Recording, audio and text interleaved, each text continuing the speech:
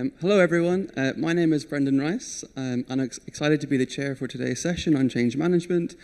Before I begin, can I ask are any 30 under 30 in the audience as well?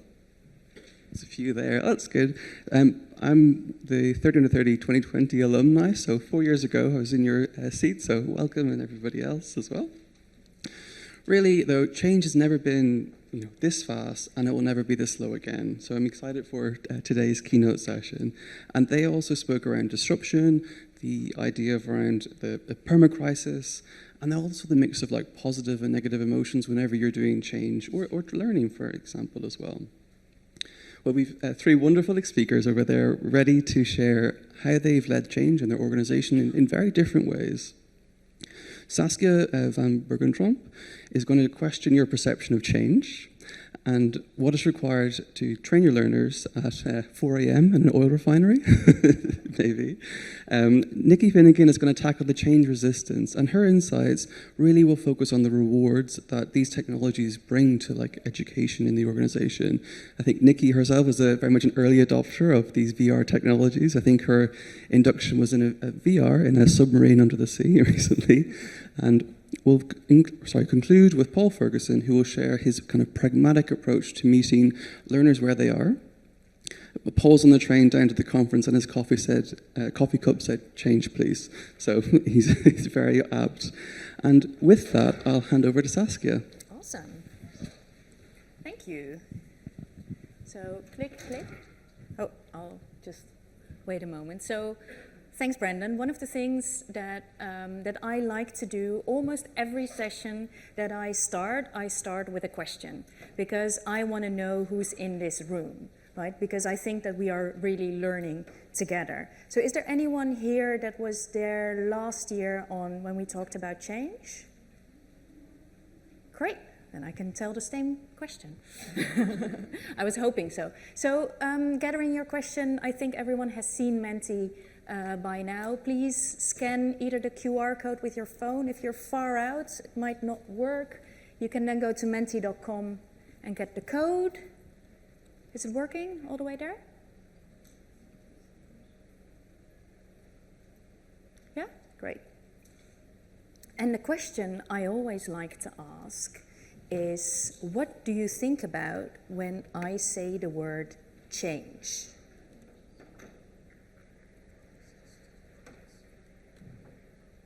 Oh, internet breaks, of course.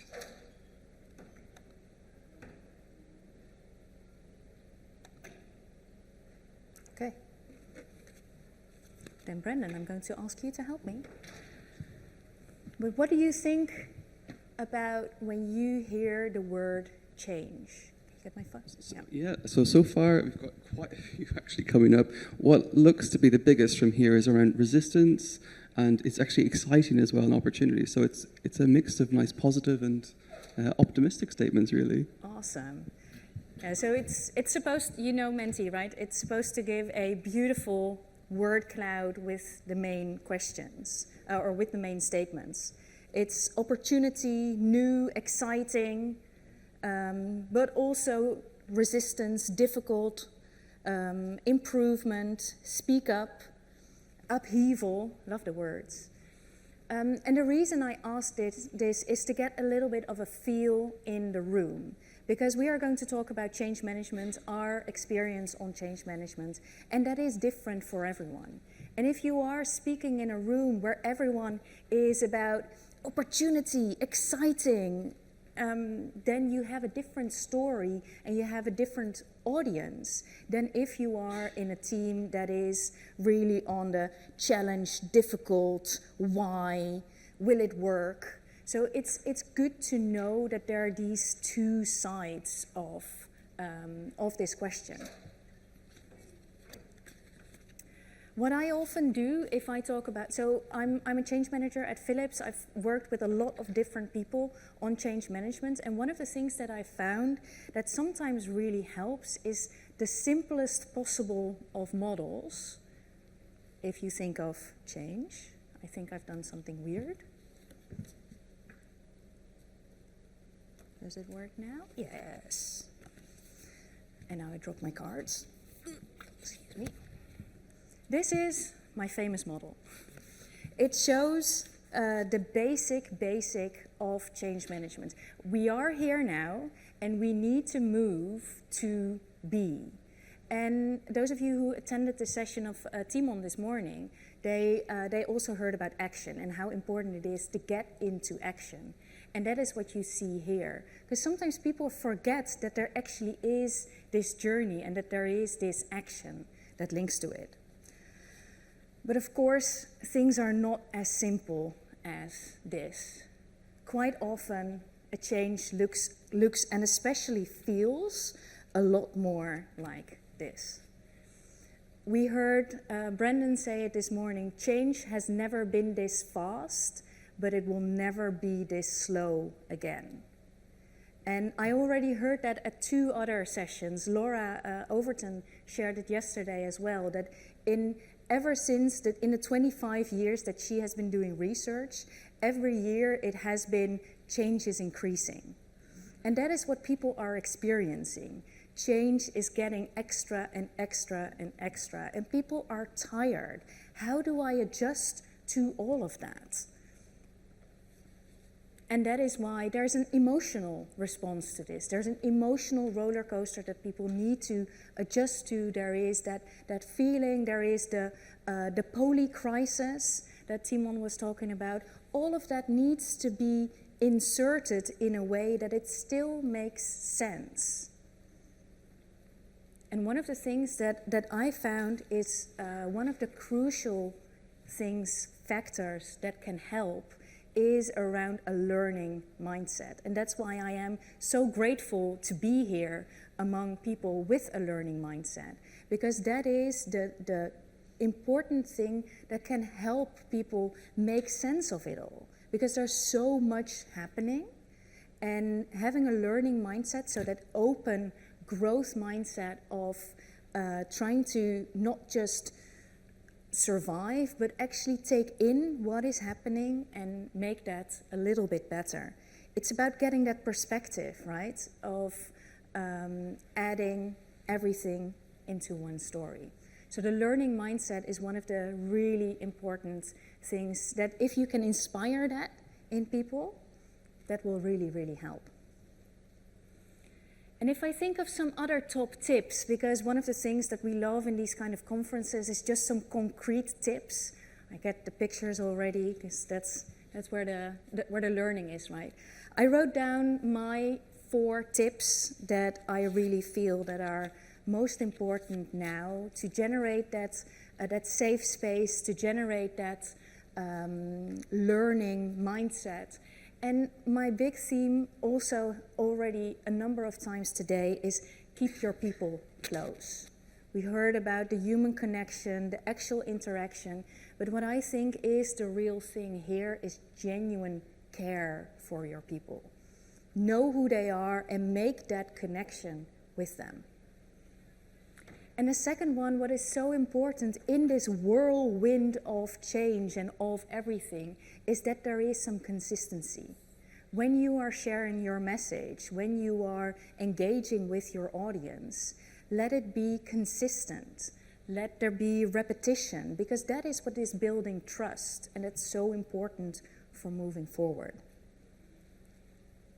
And I think what we talked about in a number of these sessions as well is help leaders tell the story. All of us in a function, if it's HR or if it's change or training or however it's called, we have a role. As previously I was a consultant, I always said we're paid to think this is a good idea. But if you get a people leader, a manager to also tell the story, that can really link to the people, that can really relate to them. So help them, because they might not be as gifted as you are in telling and selling the story. So help them, enable them, empower them with making that connection and building that trust again. And this last one, I've been very reluctant to put this up, because I think always if you say it has to be fun, then, well, is it actually fun? But if you think, just a moment, you spend 2 full days here. What are the things that are sticking in your mind? What's staying with you? for me, it's the kind of things that are unexpected. The moments that you had to laugh out loud because there was a silly example, or the moment when there were people like pulling a rope on stage. That's remarkable. Make it fun, dare to laugh. And we're spending a lot of time in our work, we're spending a lot of time in our learning, so it might as well be a little bit fun. So I talked a lot already about, or a bit about the learning mindset, and I've got two very knowledgeable colleagues here with me. So Paul, what would you think is the big thing on learning mindset? I think the thing about learning mindset is that you will have people in your organisation who think that they are the finished article, that they have got no room left to grow, and by the way, they're probably going to be the leaders of your organisation too. And with that, it's like someone who said that they've got no room for dessert. There's always room. So you have to encourage them. You have to tell them how good it tastes. You have to tell them that you're having a great experience.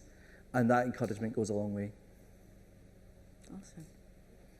For me, it's about psychological safety. So do your team feel trusted in the business? Are they able to speak up, raise risks, make mistakes, and be included and feel valued, and anything that they say is they feel in a safe space and it can be addressed and actioned. So that's really important for me.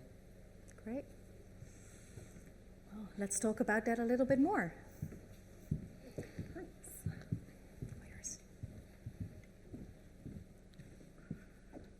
Where's it gone? Oh, yes. So I'm going to talk about some real examples of change that I've delivered. So I've been at SJP for 3 years, and I came in and I was given a big challenge to deliver some technical change into the business. Sorry, hang on a sec, where are we? There we go. The first change that I was challenged with was to bring virtual reality and immersive learning into SJP. And the company is a very, very face-to-face business. Didn't really like technology, was very kind of stuck in the 1980s. So to come in and say, let's try VR and immersive technology was a bit of a shock to the system for them. There was a long-term strategy for 2025 to introduce this initially for our academy delegates to help them to get ready to go out and be able to be advisors and have those client conversations. COVID had just happened, it was November 2020, and that's when I met a load of people at the bottom of the sea in a submarine. In VR, and it was something that was going to be a real challenge to try and move people from having Zoom calls and being able to move towards a technology they'd never used before, and to be honest, weren't really interested in. Some of them still aren't. Some people still think it's a gimmick in the business. Some of you might think it's a gimmick. Hands up who's used VR before? Okay, hands up first time today? Anyone? Or no? Okay. There's lots of VR here today. It's been quite interesting today and yesterday. So I was given a big chunk of budget to do this and do lots of research, do lots of focus groups, and it's taken 3 years to really start to get that proper engagement in the business, and not just roll it out to the partnership and to our academy, but also to other people in the business. So we are starting to achieve that kind of long-term strategy now.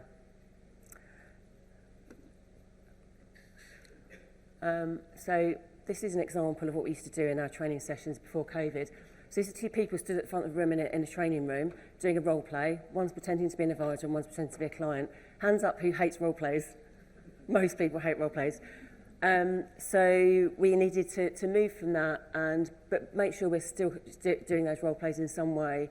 When COVID happened, we were running Zoom calls. People were going out into breakout rooms, basically having a bit of a muck around. They weren't really doing role plays, having a bit of a chat, and there's no real way to measure if they were doing that, where the learning needs are. So it wasn't really fulfilling purpose there.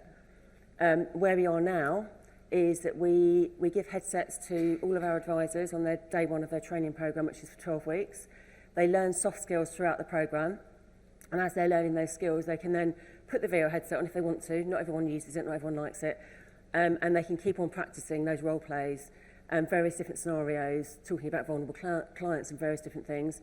And then they get feedback, which they can capture and talk to their manager about, and then look at what their learning needs are. And they do that in a safe space. They can do it over and over again.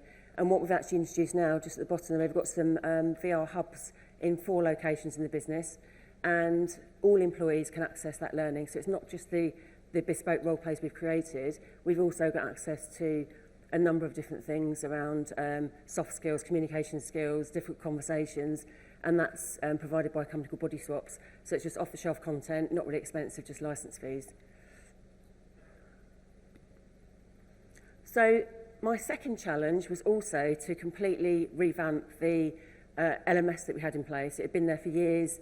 It was not a great experience, and we wanted to create something that was really interactive and a blended learning approach. So we brought a third party in. We did lots of research into who was going to be the right partner to work with to do that. And we have developed and delivered a new LXP, which we launched a soft version of that into our academy in 2021, I think. And then last January, rolled it out to the whole business, had to integrate it into Salesforce and various other systems, and that's now been running for over a year. We've had absolutely brilliant feedback on that, but also in some aspects of that, some people say it's overwhelming. We call it the SJP House. It's Netflix-style approach with box sets, and there's blended learning there, so you can access the content and you can. So this is somebody before COVID, before when we had the old learning platform. She looks really annoyed, and we moved across into, and this is what the house platform looks like. So it's blended learning. It's very sort of bite-sized chunks of learning. You've got podcasts on there. We've got digital content. You can access events to go to face-to-face learning events as well. But we got some feedback. We did some internal research, thinking we're doing such a good job. This looks fantastic. We've won some awards for it, and we didn't think we needed to make it any better. And we did some independent research in November last year and brought somebody in to interview 34 stakeholders in the business. And we got some quite brutal feedback to say, it looks lovely, it's great, it looks really clean, and the experience is great. However, it's a bit overwhelming. We've got 3,000 pieces of digital content in there, and some people are like, I don't know where to start, where do I go? So a big part of our strategy for 2024 is that we're going back out now and do that curation of content, depending on where you are in the business, what your role is. How can we help point you to the things that you need? So we thought we'd done such a good job. Actually, we had to sort of take a few steps back now and say, right, let's go back out there and talk to our stakeholders, talk to people about what they're doing. We've got the data and insight now that we need to track what people are doing. And also, performance-wise, we can see it's increasing, but we can do much better. So peer learning was also a massive part of our 2025 strategy. And there wasn't really much of that going on sort of 2 or 3 years ago. So, again, Zoom, which is everything everyone was using before COVID or during COVID. And what we've moved to now is that sort of like really peer-driven learning where we've got the partnership. So, say, for example, a new advisor, the plan for them for the next 10 years is how do I make more money? How do I get more clients? How do I grow my business?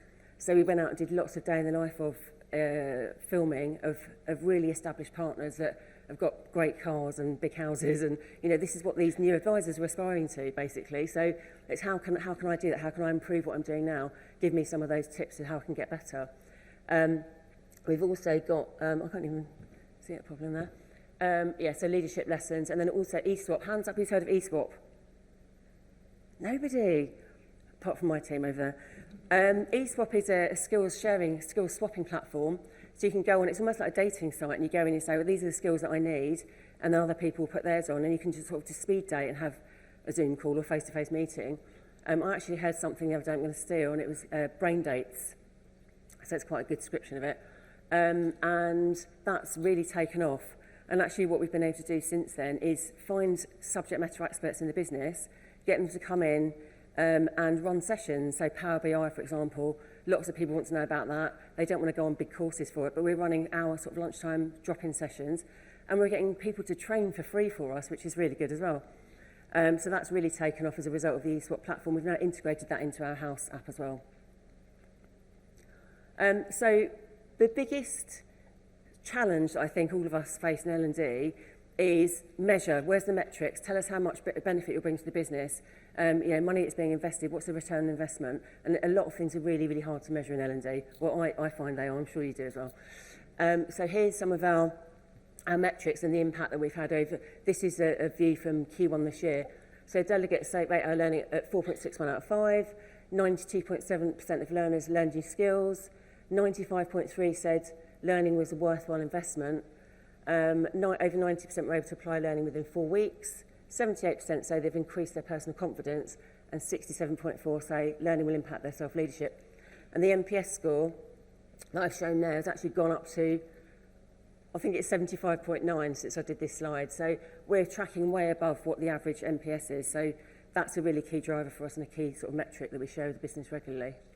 And we've got some verbatims down there as well about VR being the most valuable training I've done in 25 years. And the House app makes people's lives better and easier, which is one of our really key kind of goals for this new, bringing this new technology in. What's it for? What's the objective? I'm just going to call out some of our learning partnerships here. I can't do this all by myself. We've got a brilliant team of people, content developers, social learning team. We've got loads of people that do all this, but also we have partners that we work with to deliver this. So Hula are the company we worked with that built the platform for us, the LXP. They're here today. I don't know if any of you have seen them. 55E5 and Make Real, we work with them to develop our virtual reality content. eSwap I've just mentioned. Blinkist is bite-sized chunks of learning from books that reduce it down to bite-sized learning. Podcast Guys, we do our podcast channel. I've got a link at the end so you can access that as well to find out a bit more about what we're doing. They've been actually here today and we've been actually recording a podcast with various different experts here, so that's really exciting. And then 5Mins AI and Verti. 5Mins AI says what it does on the tin. We've got some content we're uploading now on the House, and again we'll integrate that in the future. And Verti are also an immersive technology partner we're working with. So I've got some challenges and top tips as well, so barriers to change. So for me, with any new technology, there will be a lot of skeptics in the business. There were loads at the beginning, and there are still quite a few. So I think you just have to accept you're never going to hit 100% of people in the business that are going to be on side with technology, all the change you want to deliver. Some of them have to engage with it, because we've got mandatory training that everyone has to do, so you have to use the House app. You don't have to use VR though, that's not mandatory. An expectation that when you bring something new in, you can measure that and have hard metrics. With VR, that's been quite hard. A lot of that feedback is around the verbatim feedback we get to say, I feel much more ready now to go out and have a client conversation than I did before. I feel better going into a different conversation with one of my team, that kind of feedback, but we are getting better at being able to measure it and capture that. It's an evolving process. You have to keep on going around that kind of that loop of feedback and making sure you're acting on it. You said this, we did this, and we've got a roadmap, and we've kind of linked back to the feedback we've had from users in the business. And different areas of the business working in different ways. So it's just, one thing doesn't suit everybody, and you have to make sure that you're having those conversations regularly as to the impact it's having on people and also the way they understand things. Budget, always a big one. So yeah, I've played sort of ping pong with budget for the last 3 years at SJP. They give us load, take it away, give us a bit back, take some more away. So I think that's probably a challenge for everybody about using that budget wisely.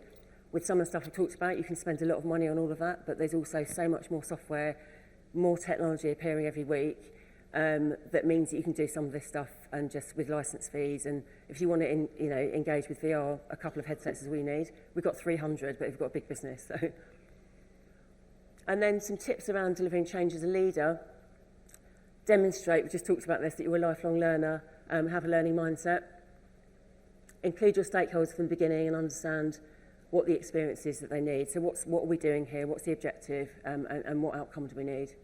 And keep having those. We started doing focus groups right at the beginning, and we keep on doing them. We've got a group of advocates in the business that we go back to saying, is this right? Should we be doing this? Does this work? And get them to test stuff for us before it goes out to the wider business. And be clear that you're digital first and not digital only. You have to say this on a weekly basis. Unless you do want to migrate completely and not be face-to-face anymore, we have to keep reminding people that we've got digital content, we've got immersive technology, but it's a face-to-face activity, and that human touch is still needed, and that human interaction. And use a light touch, agile approach. A lot of people aren't project managers or program managers, and they're not interested in the terminology. They're happy to come to stand-ups and give updates, but make them short, make them snappy, and be really clear about what you want the outcome to be. So that's what we've done throughout L&D and delivering all of this. And then regularly share data insights and feedback. So I feel like we also have to prove our value in L&D to the rest of the business. But now we've got some metrics in place, we are able to see that, and everyone's like, oh, actually, yeah, I think you've done the right thing. And then this is my favourite one, be prepared for feedback you may not want to hear. So again, going back to the feedback we had in November, it was quite brutal, some of it. Somebody said that L&D is like a fireworks display. I was really quite hurt by that. But then I said, well, actually, fireworks are quite good, aren't they? But their feedback was there's loads of great stuff coming out of our team, but it's too much. Can you just focus on 2 or 3 things and land them and execute them really well into the business, get the feedback, look at the metrics, and then move on to the next thing. So we have listened to that and we have addressed it. Oh, sorry. So I'm just going to hand over to Saskia for you to give us the top tip, delivering change as a leader. Yeah, absolutely. Thank you for that. And I was inspired by the fireworks story and not hearing feedback you not always want to hear. I think what helps me is no one comes to work to do bad work or to be very resistant and to be very difficult. What really have helped me is to know and understand what's behind the resistance, behind that negative feedback that you're hearing, what's behind it. And if you try to understand, is it that people might not be able to do it? Might they feel not safe on psychological safety? Might there be some other hurdle that you might not understand? I think getting behind that resistance, understanding that that person has a reason for this, I think that is my biggest tip for delivering change as a leader. Be kind. I think that were your words. That be kind, be understanding, instead of trying to straight away go into the defense. Paul, how about you? I guess for me, when it comes to accountability and leadership, is we can focus all of our energies on the resistors, but forget about those who were up for it. Someone was saying to me about, like if you've got a group of friends and you say, let's all jump out of a plane, and everybody's like, yeah, awesome. You get in the plane and they go, okay, you first. So you have to show that accountability as a leader and be prepared to go first and make sure that those who were up for it the first time are with you when you jump out the plane. Nice. Thank you.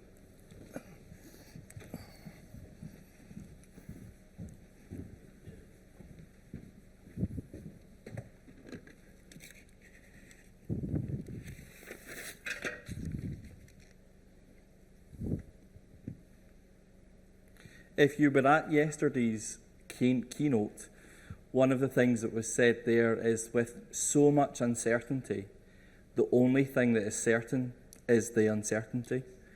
And we have to meet that with flexibility. So for me, there are changes ahead, whether our organisations like it or not. And the thing that always strikes me, and Saskia and Nikki have talked about examples of change in their organisation and things that they've done. Imagine you're in a company with 3,000 employees. That's not just one change you have to make. That's 3,000 changes you have to make. Because it's not one change, it's many. Because every single person in your organisation has to change with it. Saskia talked about, moving from A to B, and that's 100% correct. And then she showed the roller coaster, and there is a roller coaster in between. Because sometimes you're going to have to go back, sometimes you're going to have to go forward, sometimes you're going to have to go sideways. I'm a pro-sci change practitioner. It's my favourite change model because of how simple it is. There are hundreds out there, but this is the one that works for me. And pro-sci talks about the 3 states. You've got your current state where you are, so Saskia is A. You've got your transition state, that bit in the middle, and your future state where you want to go. And it was quite easy to think, yeah, I can get people through that really easily. Is it though? Because when you leave your current state, have you brought everyone with you? When you're in that transition, are they still there? And when you get to the future, you might have brought them with you, but then they've gone back to the way they used to be. It's like, no, I preferred the current state, I'm just going to go back there. So when it comes to change management, the advice I give you is meet people where they are and take them with you. And there's lots of different tools that you can use to do that. You will all be aware of the change curve. There are lots of different kinds of change curves as well, and different language that people use. But the thing that people might not tell you is that there are 3 change curves.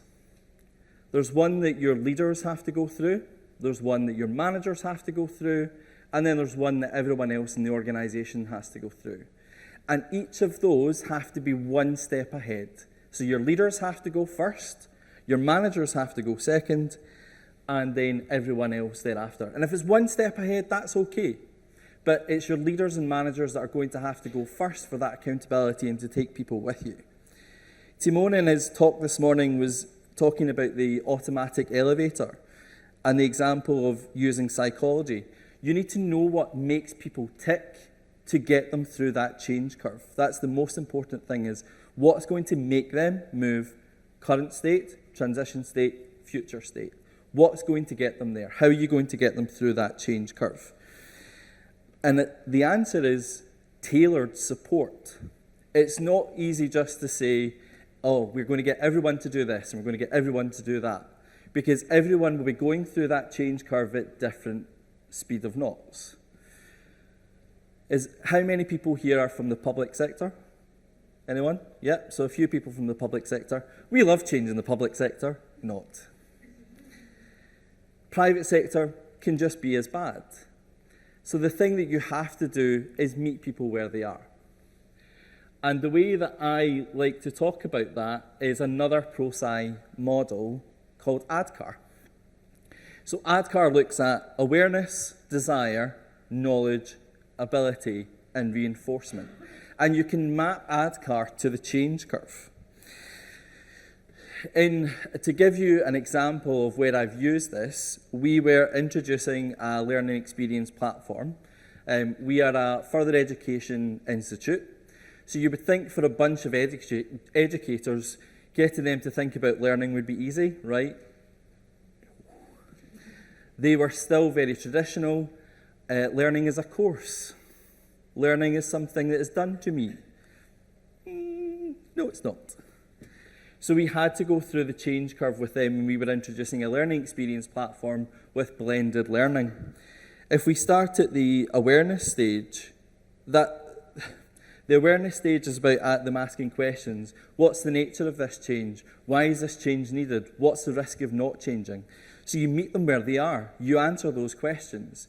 So we had Teams calls. We went to Teams meetings. We got everyone together in small groups, and we answered all their questions. And I say we, the senior leaders did, because they had to be the ones standing up in front of them and saying, this is why this change is needed. This is why we're doing it. What are your questions about it? And only when we had met with 80% of the organisation did we say, this stage is complete, we can move on. And when that stage was complete, you're in the desire stage. What's in it for me? What's the benefits?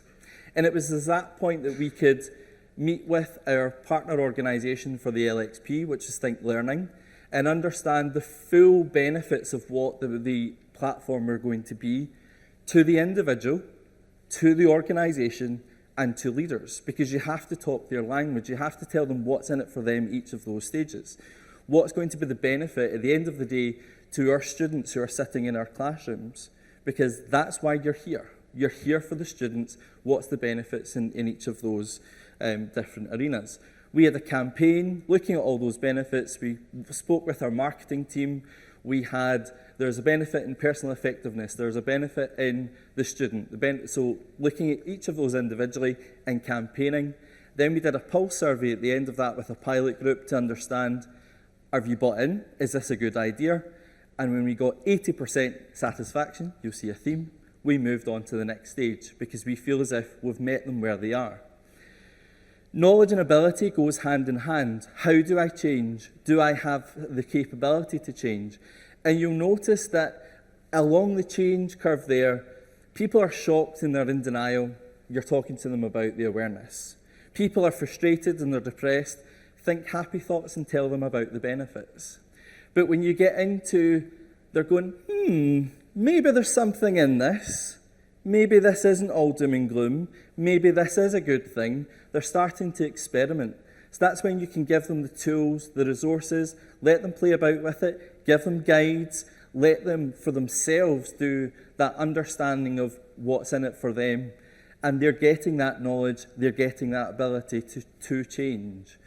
And at the ability stage, that's when we got everyone into workshops and networks to talk about how they take responsibility for their personal effectiveness, how they take responsibility for their learning and development, because it's not about us anymore, it's about them. They're experimenting. Giving our managers the ability to coach, because it's not about dragging people, it's about encouraging people. And even when it was implemented, you have to reinforce it, because you have to sustain the change, because there's going to be some people who will say, I like my 8 hours thing that I forget everything as soon as I left the room, I'm going to go back to that. The stats in terms of how we got to where we are with this change are quite staggering. So 78% of the organisation will engage with the LXP on a 3-month period. 91% compliance with mandatory learning. And people are talking about it. The conversations and the culture in the organisation has changed. And we've managed to do 6 times the learning that we would have been able to do with the same budget with the learning experience platform. So all great benefits in reinforcement. But even nearly 2 years on, we're not there, because you have to constantly reinforce the benefits. You have to constantly give them the ability to make sure they don't fall back into their old ways. And in one area where we're still falling down is getting people to have development conversations with their manager and record them. So we know we're not fully there. People think a change is a once and done, you've implemented, you walk away. Unfortunately, it's not as easy as that. You have to continue to see if you can get people to stay where they are, and eventually those harshest critics might eventually jump out the plane. So with change management, when you meet people where they are, you use the tools and resources. ADCAR is one. Then you've got the ability then to take people with you and hopefully change. Like Saskia and Nikki, I've got some top tips for meeting people where they are. These are also ProSci ADCAR. When it comes to your leaders, remember your ABCs. So you have to actively and visibly participate, build a coalition of sponsors with peers and managers, and communicate directly with your employees. I put the senior leaders front and centre of this change. They were the ones that had to tell them about the benefits. They were the ones that had to tell them why they were also changing. They were the ones who were the first on the coaching conversations, workshops and skills lessons, because they were actively and visibly participating in the change. They were building a coalition of sponsorship, not only with their senior managers, but with their heads of department and their people managers, to make sure that they were all together. And communicating directly with employees, even when we were in the change, we had town halls, we had people talking, so the communication continued to go. Your managers who are on the front line, if you think about like Superman, our managers are our superheroes. They're the Clark Kent, excuse the pun, when it comes to this. You've got the communicators, the liaison, the advocates, the resistance manager, and the coach. They're the ones who are facing into the resistance. As much as leaders and L&D teams are, it's the managers at the end of the day who are facing into it. So you have to give them the capabilities to be the resistance managers. They have the relationships already with their teams. They're the ones that can get them to jump out of that plane. They're the ones who are advocating for the change and going, I think this is a good idea, because some managers have got that influence. They're the ones who are going back to the L&D teams and going, do you know, this isn't going to work for my team because of X, Y, and Z. Is there anything you can do about that? They're the ones that communicate the messages from top to bottom. And in all of this, our managers are the coaches who are encouraging our teams to change and to make sure that any resistance and any reinforcement that's required is done by our managers. This is all about the importance of meeting people where they are. And you do that through your leaders, through your managers, and through doing the work to understand where your people are at and deploying the right models. Saskia, for you, how do you meet people where they are when it comes to change? I love the link, and I think there's a lot been said already. You shared it beautifully, but also in the session this morning, there was a lot on meeting people where they are. One of the things that I think is so important for these managers is when you're sharing your story, when you're going out and share with your people, make it really your own. And there's a lot of talk about authenticity. How do you show up as as yourself, as your full self? But when you are in front of your team, they know you. And they know if the story that you're sharing is real. So when you're a leader, really think, what is my take on this story?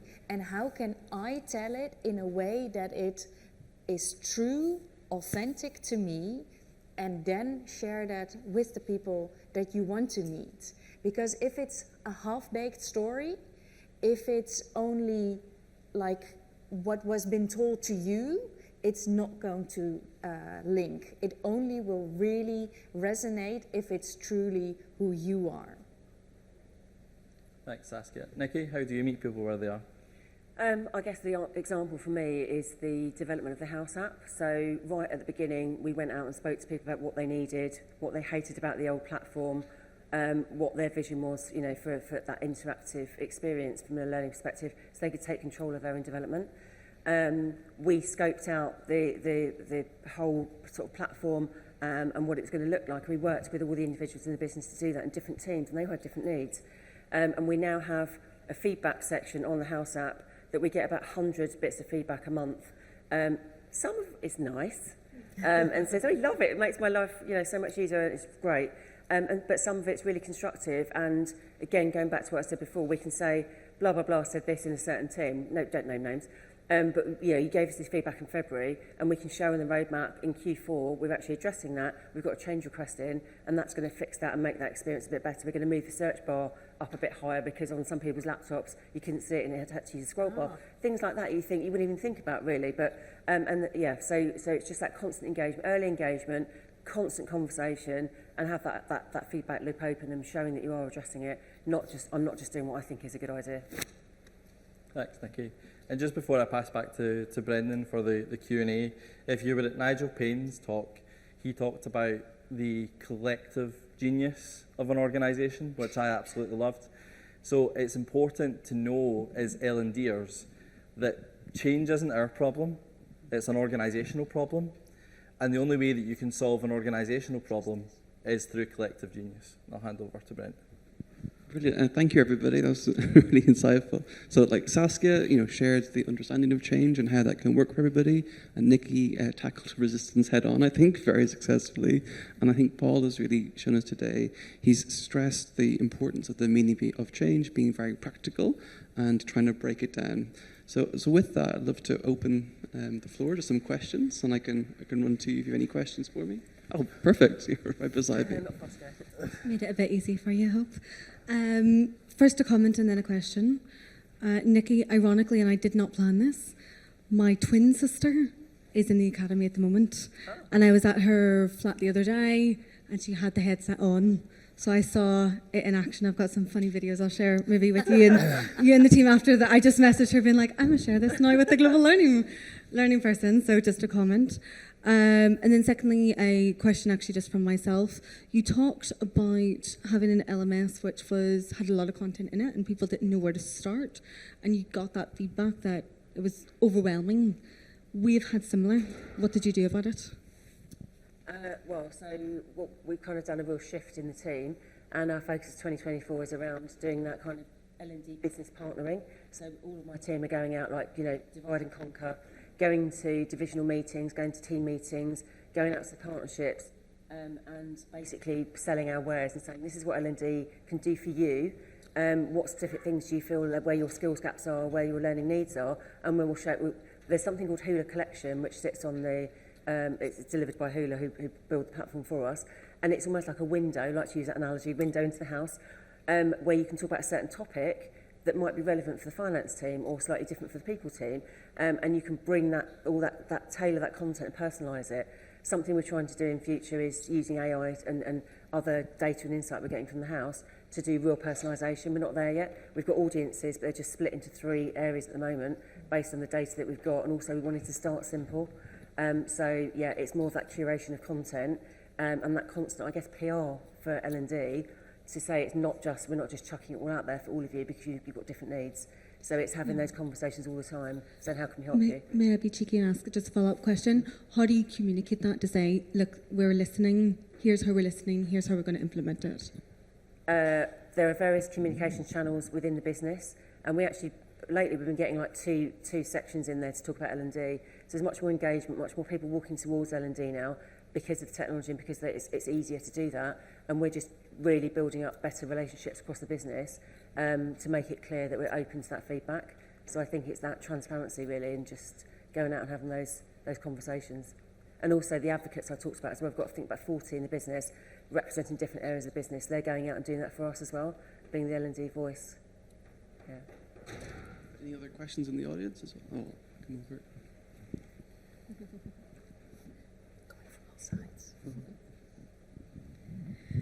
Hi, this is a question for Paul and for Nikki and Saskia, if it's relevant. I'm not sure if it's relevant for you. From what you described, it sounded like you had a kind of a big bang approach to how you went about the change. Am I interpreting that correctly? So because for SJP, it sounded like you actually have a whole suite of tools that you brought together. Was that sort of from the get-go, you knew that this is how you're going to go about it, all of these different tools are going to be used, or was that like a staged process? Paul, again, for you as well, and is that what you would recommend as people are going through this sort of quite a large change for the organisation? For me, it's not just about the change that you're making, but you have to understand the other changes that are going in your organisation at the same time. So if it is possible to do something where you're getting all of those benefits at the same time, then I would say yes. But if you're looking at your organisation and going, well, marketing are making a change, HR are making a change, IT are making a change, then you have to think about when is the right time to make your change, and if you're doing all of that at the same time. We put our learning experience platform live at the same time as our new approach to performance management, at the same time as we put our blended learning, because the way we thought about it was that entire learning ecosystem going live at the same time. What we held back on was social learning, because I thought I was pushing it by going there too fast. I wanted people to think differently about learning before we then got into, by the way, just having a conversation with someone you can learn from too. And that's where we are just now. So we're just about to launch social and experiential learning into the business. We held off on that.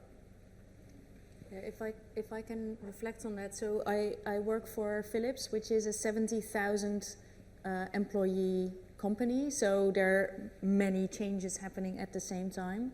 And one of the things I usually recommend when you're going through change is to do some deliberate decision making on either big bang or indeed go phase by phase, because I don't think there is a right or wrong, but there are benefits to either.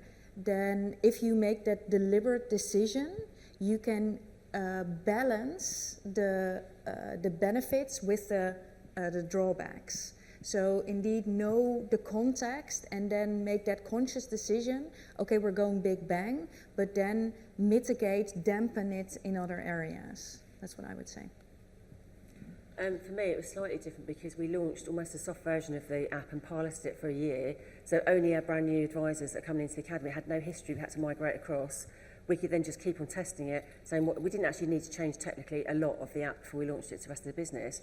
I think that the big decision for us to build the LXP with Hula was that we knew that we were in control of a roadmap. We weren't working with a provider that said, you're competing with other clients, it's going to be really expensive to make those changes. It's all within our control. We create the content, we upload it, we test it ourselves, we don't have to outsource it to them. So in terms of being able to do that pilot, that was really useful with almost a small cohort to do that with. But when we switched over from the old LMS to the LXP in January last year, it was big bang. So we didn't ditch all the old content. What we've done since then is go out to people and say, do you really need this old stuff that's on here that we don't think it's that great? Some of it is still relevant, and we gradually migrate it across, and we then will get rid of the old stuff and not have really it's not a repository for PDFs basically. It is content, learning content. So I agree. There's no right or wrong answer to it. I think it's really understanding what's right for you, but maybe doing a pilot first and getting that research and understanding what the experience is and what's needed. If you've got the luxury of doing that, then do that. Yeah.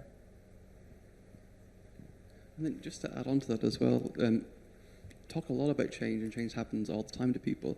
How do you deal with change fatigue in your organizations? Because that's just happening more and more, it feels like, in organizations. Yeah, I think change fatigue is the theme of this year. So at the start, I already talked about how many changes are going on. And I think that addressing it on a human level might be one of the biggest things that is helpful, because sometimes people ask, I was asked that earlier this week, can you get me a cheat sheet on what I need to do to resolve change fatigue? I wish there was, if anyone knows, keen, but it is about that human connection, and I think there's a balance, if you're talking about change fatigue, between the resilience that people have, the absorbability of adding more, but also on how good change is actually done in a company. Because it's the perception sort of how much change there is.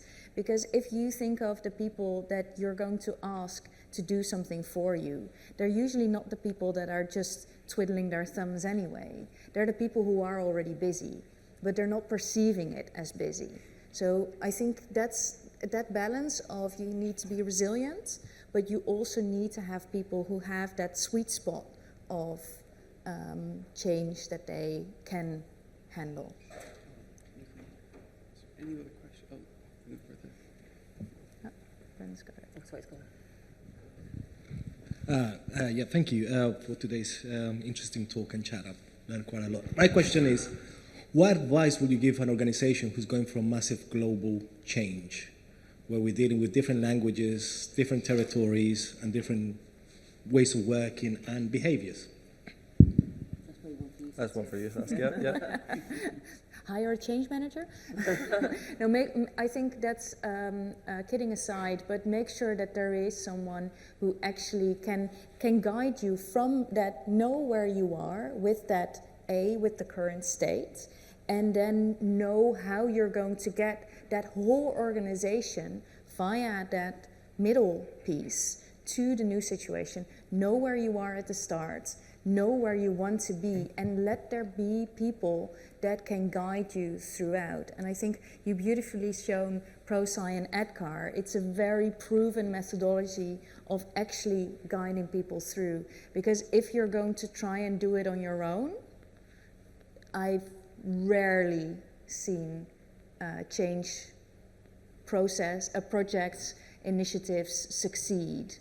I think there's a lot of research that 1 out of 3 projects fail when there's not sufficient on change.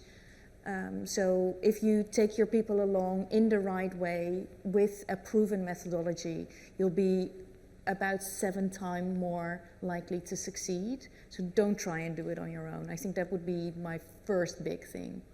The only thing I would probably add to that is, though I can't talk about it globally, we have 3 campuses, and they were subject of merger 10 years ago. And there are some people within those campuses who still say, well, I'm this college, and no, you're not.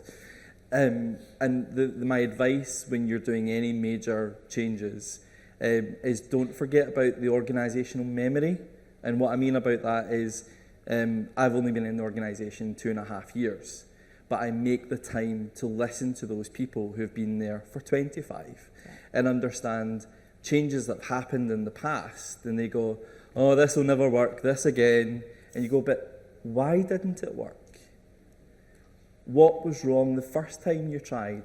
oh, well, if you don't think this is going to work, come on board and help me make it work. So make sure you're using that organisational memory, the people who have been there, done that, seen it, and it didn't work. Oh, brilliant. Any other questions in the audience as well? I can follow up with a question for you. The change curve when it works is great, but sometimes when you're in that kind of future state, how do you avoid being in that kind of like Swiss cheese model where you can see all the dots kind of scattered around? You can never avoid it, unfortunately. It's going to happen. You're going to have people who go, no, I preferred it. The phrase that we all hate, but we all hear is, but this is the way we've always done it. Yeah, but that's not the way we're doing it now. When you get to that Swiss cheese future state, the best thing that you can do is double back on yourself, go into your transition state and go, okay, who's here? Show of hands. and find out why they're there. What stopped them from getting over the line and helping them? Either that's, putting more learning in to understand how they change. Maybe that's just they've forgotten what the benefits of the change are. Maybe they preferred the way things used to be, and you have to then say, well, this is why we're changing, and this is the danger of not changing. And if you've got people who didn't even leave the current state, then you have to go back to them and do exactly the same thing. So don't be afraid to double back up on yourself when you get to that Swiss cheese future and you go, oh, we're missing a few. I need to go back the way. And I think that's really, really important. And what I like to add to that is sometimes also shine the light on the people that are already there. Yeah. And you said it earlier already, also don't forget about the people that do come along. And I think I'm a strong believer in anything that you give attention grows. So if you have some great examples of people who made it to that future state, give them a stage, shine the light on them and show, hey, they managed to do it. And especially if they are people who might have been struggling before, but they made it to the end. So what did they do and what can we learn from that? I think that's always such an important thing that's often overlooked. Just shine the light on people. Some people just take longer to follow and don't like being done to, especially if it's technology. I think from a technology perspective, when you are delivering that change, something we really focused on with our LXP is it had to be intuitive. It's not something you had to do a training course to learn how to access your training app. And apart from there being too much content, and then we've addressed that and how people access that, the user journey was something that's really simple, and we keep evolving that. So, and again, but using those examples of somebody that's been through a training program, whatever it might be, leadership program, and then they can say, I can see the benefits, I'm behaving differently, this is the impact on my team, we are performing much better than we were, and I can actually measure that, which we've been able to do that and demonstrate in the last year, then other more people walk towards it, rather than us saying, you must do this. Oh, brilliant. I think one question in the...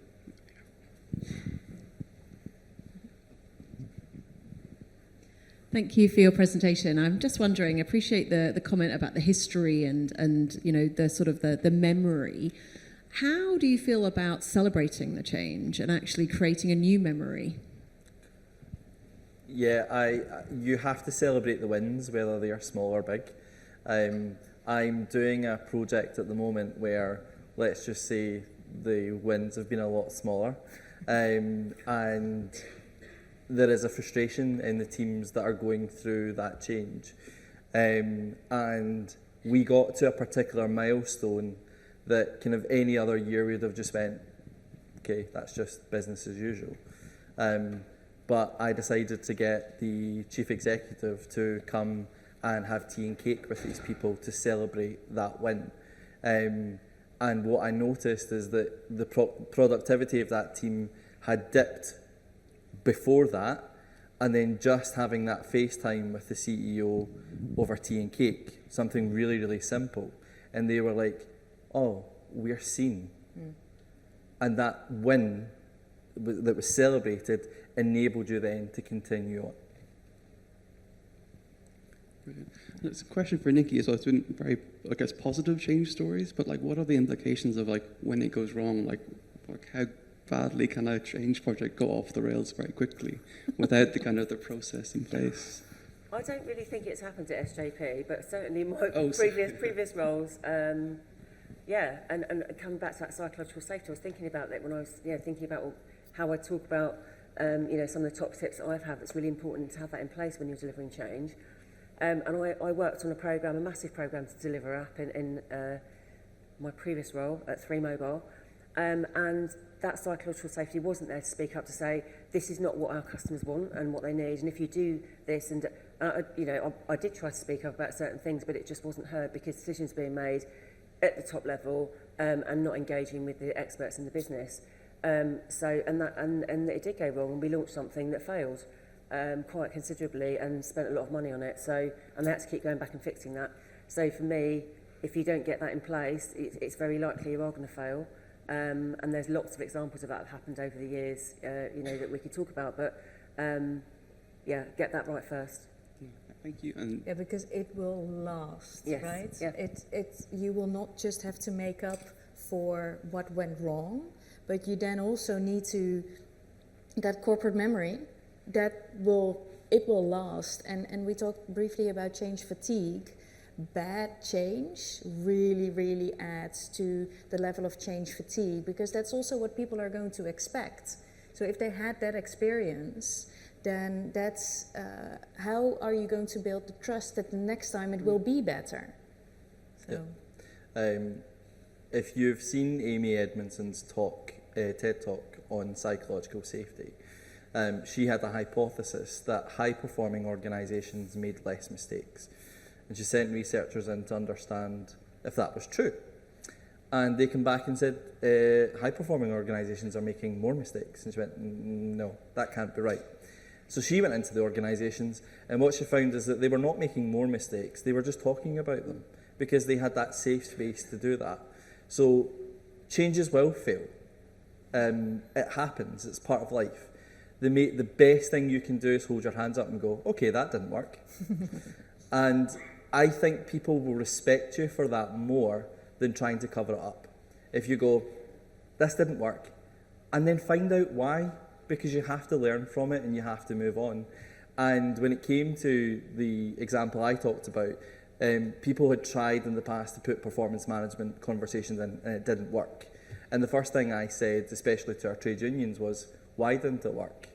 And, oh, sorry, yeah, we know it didn't work, but here's what we're going to do differently. And I think that's really important. Hold your hands up and learn from it. brilliant. Oh, thank you very much. Are there any other questions in the audience? I'm just conscious of time. I can show, the key takeaway slide. So I just want to say thank you very much to our 3 speakers, Saskia, Nikki, and Paul. And if you want to scan this QR code, I think it's their profiles and some resources around some of the pro-sci methodology that Paul talked about as well. But thank you very much to our 3 speakers. Thank you. Thank you.